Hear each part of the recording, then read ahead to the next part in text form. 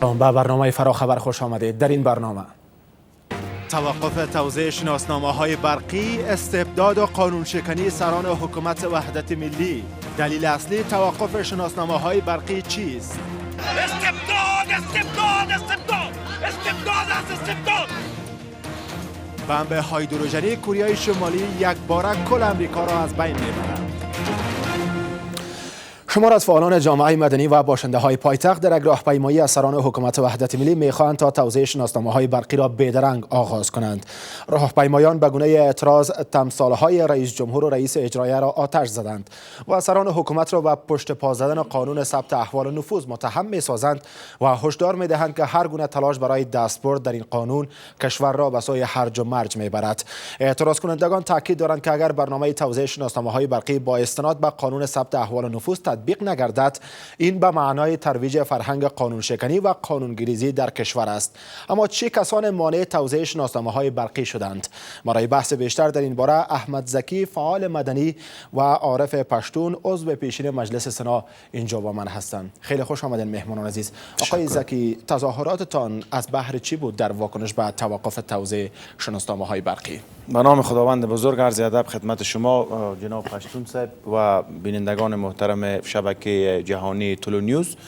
ببینید، نقض قوانین که عدم حاکمیت قانون تلقی میشه سبب میشه تا شهروندان کشور نگران شوند و به خاطر از اینکه همیشه نقض قوانین و عدم حاکمیت قانون به شهروندان سطح نخستین زده، مردم در هراس میشن. به این دلیل همیشه در برابر نقض قوانین اعتراضات برآمندازند. این بار در رابطه با قانون ثبت احوال نفوذ که با تاسف باید گفت که در گرو سران حکومت وحدت ملی قرار گرفته، این قانون باید به مرحله اجرا گذاشته میشد که مردم افغانستان از مزایای از او مستفید میشدند. حالا چرا این کار صورت نگرفته؟ این کار به دلیل امی ما امروز اعتراضی داشتیم که اعتراض از پارک بارستان که در اوجا خانه دکتر صاحب عبدالله موقعیت داره آغاز کردیم و می رفتیم به طرف ارگ ریاست جمهوری به عنوان شهروندان کشور تا صدای خود برای گوش رئیس به جمهور برسانیم به عنوان فرد اول مملکت. و سوال ما می بود که چرا این شناسنامه ها، قانون ثبت احوال نفوذ و روند توزیع شناسنامه های برقی به گروگان گرفته شده تا ما واقع بفهمیم که مشکل اساسی در چی است. در اینمی جریان را که با تاسف مانع حرکت ما به طرف ارگ ریاست جمهوری شدن پلیس کابل و دلیلشان هم بود که رئیس جمهور هدایت داده که هیچ حرکتی نمیتونه در نزدیکی ریاست جمهوری تمرکز بکنه و صدا بلند بکنن. و این به معنای است که رئیس جمهور نمیخواد صدای شما را بشنوه. جدا دلیل جانمی بود که رئیس جمهور نمیخواد. این که ماده 36 قانون اساسی به شهروندان حق داده، ماده 34 قانون اساسی حق داده، ولی که رئیس جمهور نمیخواد دیگه. یک نقض و گروگانگیری قانون ثبت احوال نفوذ است و دو نقض دیگه نقض قانون آزادی بیان و مانع شدن راه اندازی تظاهرات که ماده 36 قانون اساسی می باشه. حالا به چه علت به گفته شما رئیس جمهور و رئیس اجرایی قانون ثبت احوال نفوذ به گروگان گرفتن و نمیخواهند که اجرایی شود در توزیع شناسنامه‌های برقی؟ ما هم دقیق از خود جناب رئیس جمهور و رئیس اجرایی حکومت وحدت ملی چیزی را رسما نشنیدیم. حدس و گمان زنی های زیاد است که مسائل دین شاید مشکل باشه یا واژه افغان در جزی موضوع شود. خب به هر حال وقتی که یک روند ملی متوقف میشه، قانون که نافذ است باید در مرحله تنفیذ قرار بگیره متوقف میشه، این کار باید صورت نگیره. هر تعدیل وارد میشه، هر تغییر اگر وارد میشه، حکم قانونی است که قانون که نافذ میشه به اجرا گذاشته شود. بعد از اینکه به اجرا گذاشته میشه دیده شود کمی و کاستیش در کجا است، بعد میره به تعدیل. این قانون خو تا حالا به اجرا گذاشته نشده، قانون به گروگان گرفته شده. یکی خود همی موضوع گروگانگیری قانون یک نقض قانونی است و تعدیل بدون اجرای قانون آوردن در قانون از مجرای غیر قانونی که گمانه‌زنی‌های است شنیده میشه که گویا به شکل مصلحتی بین ریاست اجرایه و رئیس جمهور تبادل نظر صورت گرفته که بتانن یک راه حل پیدا کنن. راه حل ثبت احوال نفوذ میخوان تعدیل کنن. نفوذ میخوان تعدیل کنن. از ما به میان خواهد آمد در این قانون. هیچ راه قانونی نداره. این راه قانونی نیست. به می دلیل ما اعتراض کردیم. به اعتراض ما به می دلیل است که قانون به اجرا گذاشته شود. مردم افغانستان نقصش، ضررش و مزایایش ببینن، در کجا کاستی داره، در کجا مشکل داره، بعد از او سرش بحث شود از مجرای از قانونی که شورای ملی افغانستان است. آقای پشتون، به چه علت روند توزیع شناسنامه‌های برقی متوقف شده و به گفته آقای زکی سران حکومت وحدت ملی قانون ثبت احوال نفوذ به گروگان گرفتن و نمیخواهند که این قانون اجرایی شود تا به اساس آن توزیع شناسنامه‌های برقی عملا آغاز گردد؟ اعوذ بالله من الشیطان الرجیم. بسم الله الرحمن الرحیم. متخدمیز میلما تاسو د ټولنیز جهاني تلویزیون ټولو کتونکو او لیدونکو کارکوونکو ته لیکل اسمونه وړاندې کوم. دا د هر افغان حق ده چې صلح‌آمیزې مظاهرې وکړي، د هغې په سر کې لاړ شي، لکه څنګه چې زکي صاحب اوس د هغې مظاهرې په سر کې موږ تاسو پکې وکتل. دا د هر افغان فرد حق ده چې د خپلو حقونو دفاع وکړي، خو همه هم باید هغه صلح‌آمیزې وي، هغه باید زموږ تاسو ملي شتمنیو ته نقص ونه رسوي. لکه مخکې زکي صاحب وویل چې رئیس جمهور دوی ته وظیفه ورکړې وه چې هغه د کابل پولیسو ته چې باید دوی د ارګ محیطي ته رانږدې نه شي. موږ تاسو همیشه ګورو چې په ځینو وختونو کې کله چې زموږ تاسو افغانان په ملک کې ټول قومونه دا راځي د ارګ ضرورت ته ځان رسوي چې ها بلکې یو څه وخت مخکې د کوم په غزني کې چې کوم شهیدان شوي وو د هماغه خلک راغلل، حتی په هماغه کې ډزې وشولې، د ارګ په دیوالو داخل شول، د ارګ شیشې ماتې شولې، د همدغه تشویش سره او نوره دا خلک په همدغه مدني تحرکاتو کې ارته رسېدلي دي. دوی مثلا په ډیموکراسۍ کې تمرین کوي. اوس تاسو هم په همدې ډیموکراسۍ کې لوبې کوو که هر هغه څوک چې د همدغو مدني تحرکاتو مخنیوی کوي دا به خبر نه وي. خو زه وایم چې باید موږ ټول افغانان د خپل حقونو دفاع وکړو. که چیرې دلته مشکلات شته، رئیس جمهور و رئیس اجرایه د همدغه نه نگراني اخلي. مثلا وایي چې که چیرې موږ همدغه تذکرې شروع کو، اوس یوازې په کابل کې خلک لار کوڅر وځي، بیا به د افغانستان چې تر ټولو زیات نفوس خلک دي چې همغه مثلا د موږ ته ټول الحمدلله افغانان یو، ځینې خلک بیا دا تذکره نه اخلي، نو په وطن کې به یو نوع جنجالونه راپورته شي. اما قانون اینجا تصویب شده، قانون ثبت احوال نفوذ به وسیله نماینده‌های مردم و رئیس جمهور هم توشیح کرده این قانون. په ځینو قوانینو کې تیزې پریکړې شوي دي، اما ته موږ تاسو هم لار اوس یو څه وخت مخکې د په دغه باندې د مالیې ټاکس رد شو، مګر پرون بېرته بیا راواخیسته. په ځینو وختونو کې لکه د ملي اتل د قهرمان په نوم ورځ موږ تاسو هم هماغه رد شوله، د ټولو شهدانو په نوم هغه شوله. بېرته بیا په هماغه تغیرات راغلل، بېرته هماغه پرېکړه ولسي جرګې مشرانو بېرته واخیستله هماغه پرېکړه، بیا هماغه یوازې د ملي اتل په نوم شوله. خب اگر توزیع شناسنامه‌های برقی به اساس همین قانون ثبت احوال نفوذ، قانون توشیح شده به وسیله رئیس جمهور آغاز گردد، چی مشکل به میان خواهد آمد؟ ما تاسو ته مخکې یو ټکي ته اشاره وکوله چې اوس بلکل د قانون به تر شوی هم وي.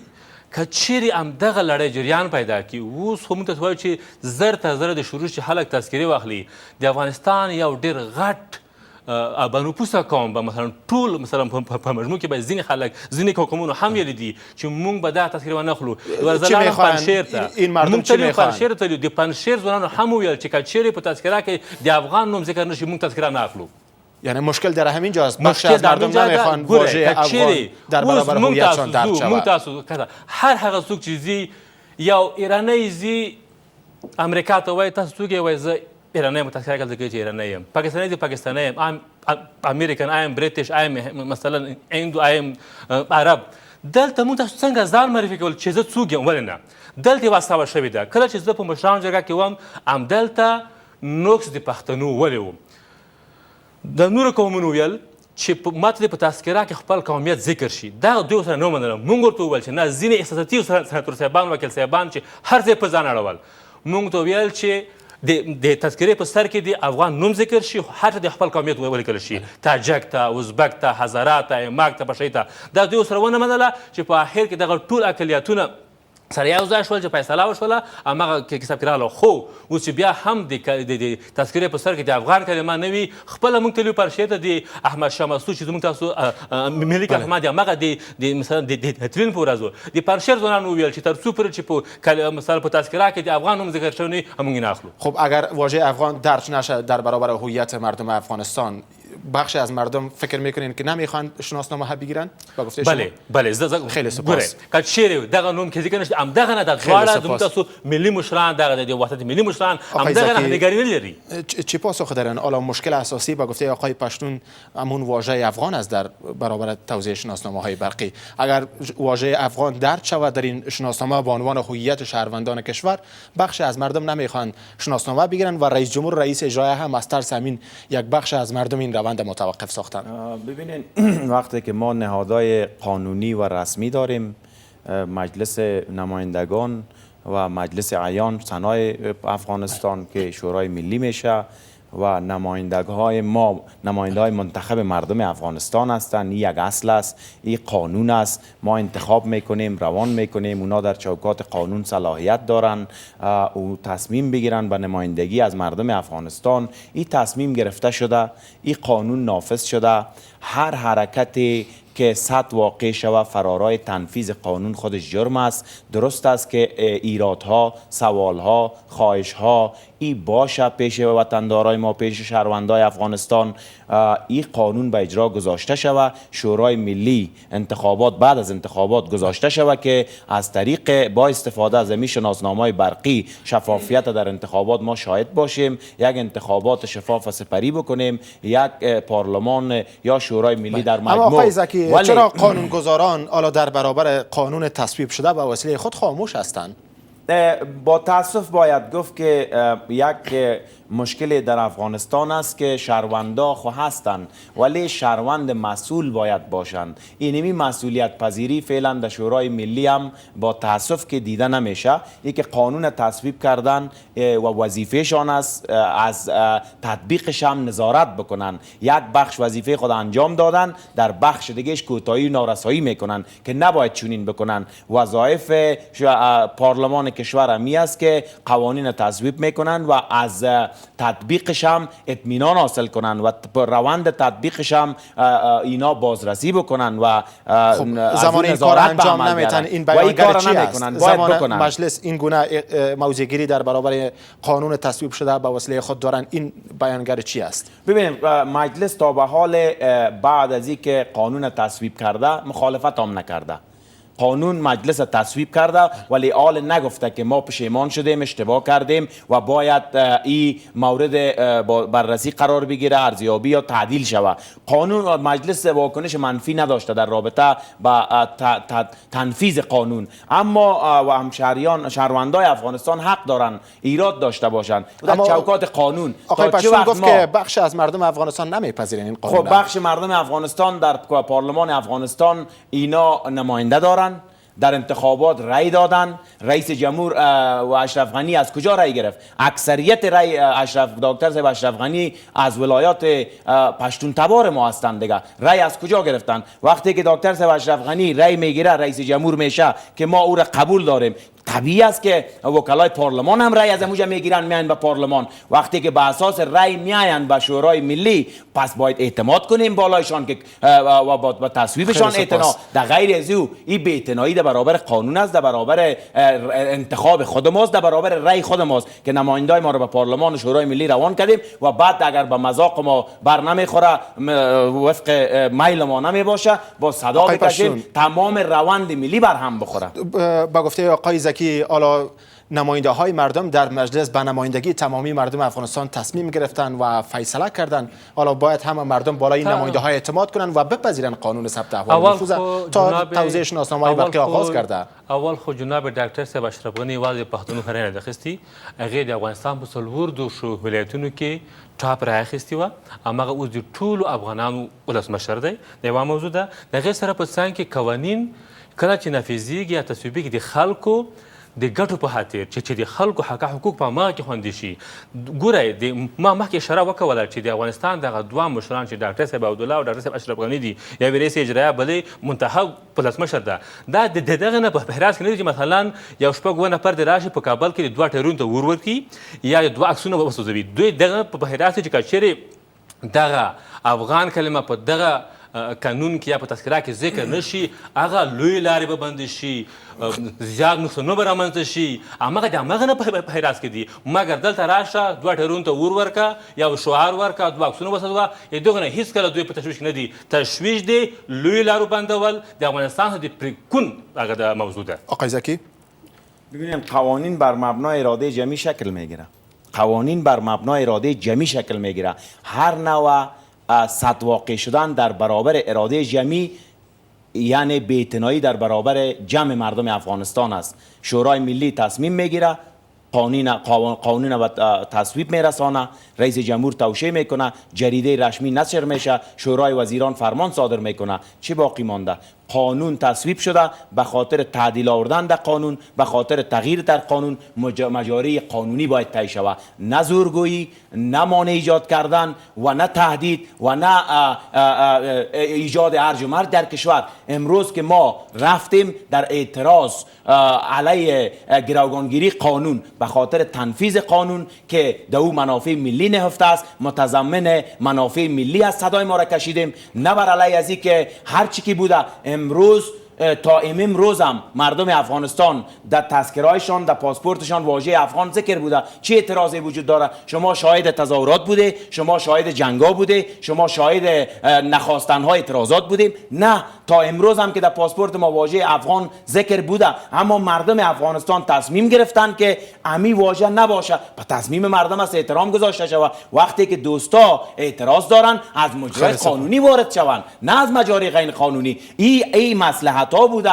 قانون شکنی ها بوده، نقض قوانین بوده، زورگویی ها بوده که ملت به این حالت رسانده دیگه. ما باید از این حالت بیرون شویم. آقای پشتون فکر میکنین حالا راه حل چیست؟ دو دیدگاه وجود داره. کسانی هستن حمایت میکنن از توزیع شناسنامه برقی و کسان دیگر مخالف این روند هستند. کله چې د هند لومړی وزیر نریندرا مودي د افغانستان په د پارلمان په نوي ودانۍ کې داسې اظهارات کوي چې ټول تاجک، ازبک، ایماک، پښتون، نورستانی، ګوجر د ټول مونږ ته یو افغان ده. مګر زه ورته ولې دغه سترګې پټې کړو چې ما ته د بهرني خلک وایي چې که ته ما ته هند ته راځې، امریکا ته راځې، برطانیه ته راځې، عرب ته راځې، زه تا د افغان په نوم پېژنم. زه هلته څنګه بیا ځان معرفي کوم؟ یوه موضوع دلته تاسو نن وکتل چې په کابل کې بلې نوې جبهې هم خپل اعلان وکړلو. دغه ټوله دسیسې همدغه نظام دی چې دغه نظام باید نور سکوت شي. مثلا د ټولو مسایلو تر شا بهرنۍ پروژې دي، بهرنۍ لاسونه دي. ولې مخکې نه کېدل دغه تظاهرات؟ په هماغه ورځو کې ولې نه کېدل؟ د قانون پرون تصویب شوی ده، پرون تصویب شوی ده دا چې نن دغه رقم ته خلک راځي. د ټوله بهرنۍ پروژې دي چې پلي کېږي د همدغه نظام، دغه مشروع نظام ته نور موږ تاسو دغه خلک نه غواړي چې همدغه مشروع نظام دې واوسېږي، په دوی باندې فشار وارد کړي. راه حل چی است به خاطر تکلیف شناسنامه‌های برقی؟ همدغه ده چې زه وایم زکي صاحب، موږ تاسو ټول الحمدلله د یو کور خلک یو. اول که موږ تاسو په خپل منځو کې جوړ ونه اوسېږو کې به نو راځئ چې ټول سره کېنو. شما میخواین که قانون دوباره تعدیل شود؟ ګورئ ما مخکې هم وویل چې کله چې د ملي اتل د احمدشاه مسعود ورځ په عمومي شهیدانو کې راغله، مونږ بیرته په دې باندې کېناستلو چې که چیرې دغه موضوع کې دغه مونږ تاسو د ځینې مجاهد وروڼه یا د سم شمال وروڼه په دې باندې خفه کېږي، شاید مشکل جوړ شي. بیرته مو خپله فیصله واخیستله، بیرته مو همغه ورځ د احمدشاه مسعود په ورځ اعلان کړله. راځئ چې موږ تاسو یو بل سره تحمل وکړو، یو بل ومنو، راځئ چې زغم، فرهنګ، کلتور په افغانستان کې رایج کړو. آقای زکی خیلی کوتاه بگین تا چی زمان این روند ادامه خواهد داشت و توزیع شناسنامه‌های برقی همچنان متوقف خواهد ماند؟ اول خب باید بگوییم که از وقتی که این قانون به گروگان گرفته شده ما کماکان تظاهرات، واکنش ها، گردهمایی ها و کنفرانس های مطبوعاتی داشتیم. حالا ظاهرا با گفته شما رئیس جمهور نشنیده این سخنهای شما را. زمان مانع میشه شما با کاخ ریاست جمهوری نزدیک شوین. با گفته شما این به معنای عزیز که رئیس جمهور علاقمند نیست تا صدای شما را بشنوه.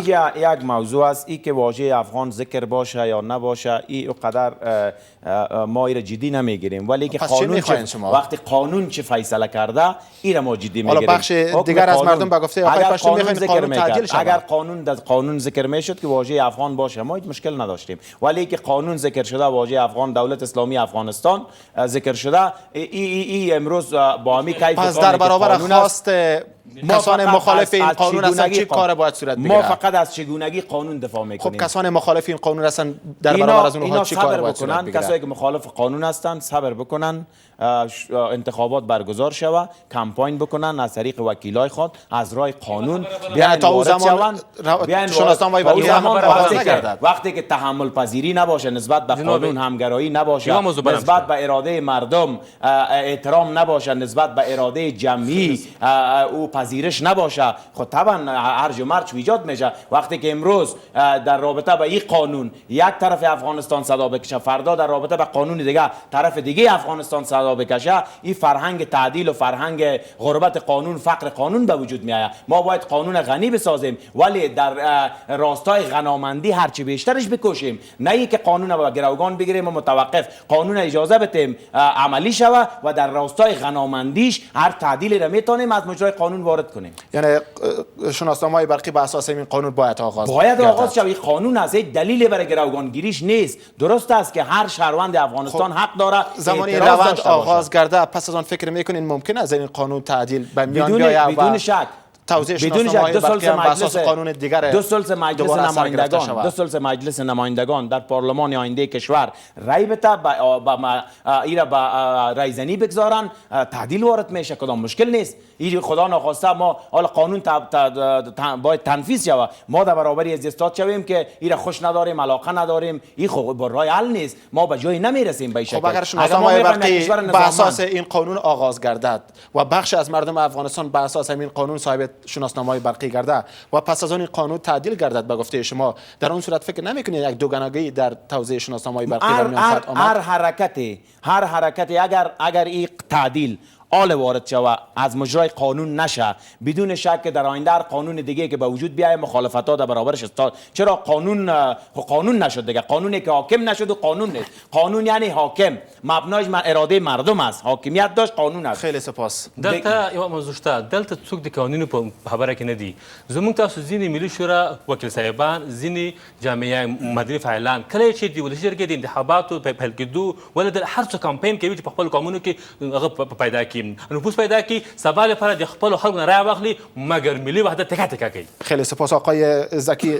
به خاطر جمع‌بندی بحث چی میخواین اگر بار دیگر به این سزایتان پاسخ داده نشه؟ ما اراده ما قوی است، متحد هستیم، شهروند افغانستان هستیم، این کشور بالای ما حق داره، به خاطر تطبیق قانون ما حاضر هستیم، مثل که میلیون ها شهروند ما به خاطر تطبیق قانون دفاع از این قانون جان سپردن. و اگر این کار صورت نگیره ما اعتراضات ما ادامه داره تا زمانی که قانون تطبیق شود و ما رفع مسئولیت شهروندی میکنیم. و سپاسگزارم آقای زکی. حکومت گوش شنوا نداره، مشکل حکومت است. فقط 30 ثانیه دیگه به شما فرصت آقای پشتون. راځي چې ډېر قوانین په افغانستان کې چې د خپل لاندې شوي دي، د هر ورځ په افغانستان کې څه تېرېږي، دغه ځوانان چې بیرته ځي بهر ته ځي، کوم ځوان راووتلو چې ما ته کار پیدا کړه، صرف په همدې نوم باندې چې زه سبا ته ځان کاندید کړم، خپلو قومونو کې زیاته رایه واخلم، لاره پیدا کړم، د ولسي جرګې وکیل شم، صرف د ټول کمپاینونه د همدغه لپاره روان دي. خیلی سپاس. احمد زکی فعال مدنی و عارف الله پشتون عضو پیشین مجلس سنا از حضورتان در برنامه و سپاسگزارم از شما بیننده ها هم تا حال همراهمان بودید. در اخیر هم یک خبر کوتاه. خبرگزاری های رسمی کره شمالی هشدار می‌دهند که فناوری های کره شمالی آنقدر بالا هستند که بمب هایدروژنی‌اش قادر است کل امریکا را یک باره از بین ببرد. یک هفته پیش از آن که کره شمالی خبر داد یک بمب هایدروژنی را به گونه موفق آزمایش کرده است، حکومت این کشور میگوید که آزمایش این بمب یک فرایند مستقل نیروی هسته‌ای کره شمالی است و در راستای آمادگی برخورد با خصومت‌های همیشگی علیه کره شمالی انجام گرفت. در واکنش به این حرکت کره شمالی، ایالات متحده آمریکا با استقرار بمب افغان‌های B-52 در شبه جزیره کره و با اعلام آمادگی کامل برای نیروهای خود مستقر در کره جنوبی از آزمایش مشترک آمریکا و کره جنوبی برای آمادگی در تقابل با تحریکات کره شمالی خبر داد.